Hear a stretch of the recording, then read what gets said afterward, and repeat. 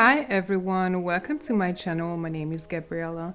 I hope that you're all doing well. In today's video, I will be painting a tiny fall themed art on old book paper in mixed media. I used to be really into painting on old book pages back when it was popular on social media a couple of years ago.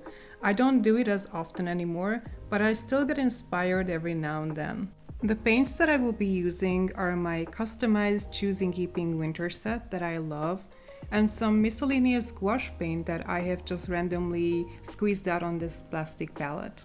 I want to use crayons as the top layer, so I don't need the paints to be transparent. And because the paper is very thin, Gansai paints and gouache will be perfect to not seep through the page to the other side. I love the combination of opaque paints and crayons or oil pastels, and in this case, the print paper gives an additional depth to it that I really like, so I will be careful not to cover up all the words. The whole point of painting on book paper is to play with the text peeking through wherever I want. I know that the idea of drawing on printed paper triggers some people. I've gotten some mean comments every now and then under such videos saying like, I destroy books and so on. Personally, I consider this a way of self-expression and repurposing resources. This is nothing new, by the way. One of my favorite artists here on YouTube, and unfortunately I'm gonna butcher the name, Eva Shuttleland, incorporates old book pages regularly into her art, and I just love that effect. In fact, it was her who inspired me to turn an entire book into a sketchbook about 4 years ago. If you don't know her, I highly recommend that you check her out. She posts a lot more often on Instagram than on YouTube, but she has some absolutely stunning videos here on YouTube as well, like older ones that I used to binge watch during the pandemic lockdowns.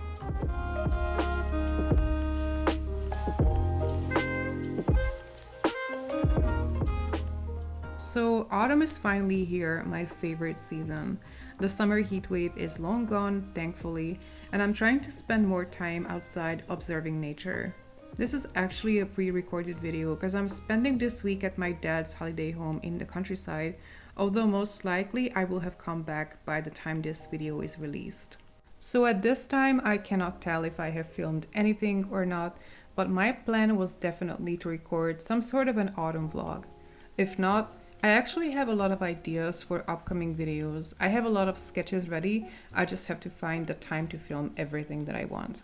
Days are getting visibly shorter, which at this time doesn't bother me much, but is going to start to pose a challenge around, let's say, November. I always find it difficult to film around that time, simply due to lack of light. But it's a magical and delightful time, and I feel very connected to nature, more than any other time of the year. The painting is obviously Halloween inspired with the two pumpkins at the doorstep, which I really like, but Halloween traditionally is not really a thing here. We have All Saints' Day and the Day of the Dead, when it's customary for everyone to go to the cemetery to visit the graves of their loved ones. So it's definitely connected to the dead and their remembrance in a way, but I would say more in a Christian sense. But the Celtic way of Halloween, the pumpkin lanterns, the dressing up, trick-or-treating is completely foreign to us. I only know it because I spent 3 years living in England and Ireland, and of course growing up I saw a ton of American movies, and I honestly find it fun, but culturally it's not what I was brought up with. However, I do go to a Celtic Halloween event every year, and that's at the Outdoor Roman Museum that I feature in so many of my videos. The reason why we have it is because there used to be Celtic tribes living in this land, in the exact same spot actually.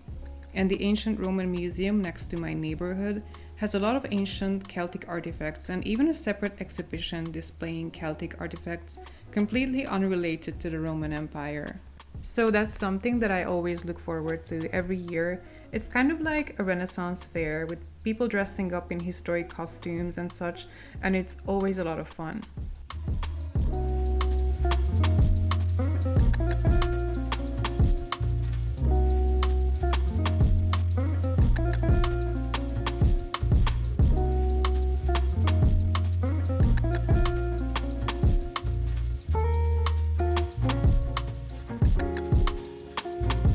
I've been really missing drawing with pastels and crayons. I avoided using them during the summertime because of the heat wave, as they have a tendency to melt, but I guess now it's safe to use them. It's such a quick medium and so versatile, I love it.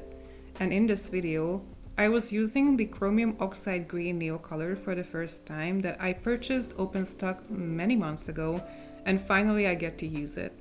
It's such a beautiful color that I have only used in a watercolor form before.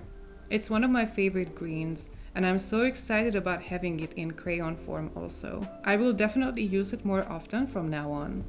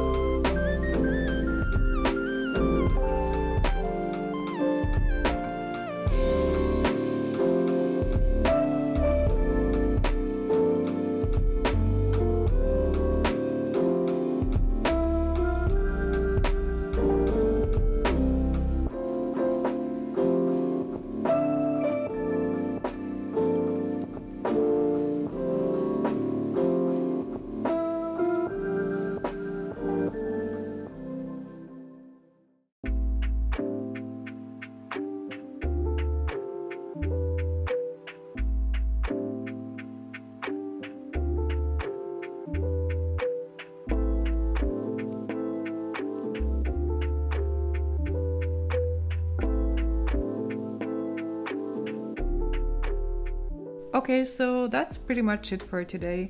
I hope you enjoyed this video. If you did, please give me a thumbs up and leave me a comment. Thank you for watching this to the end. Take care and see you next time. Bye!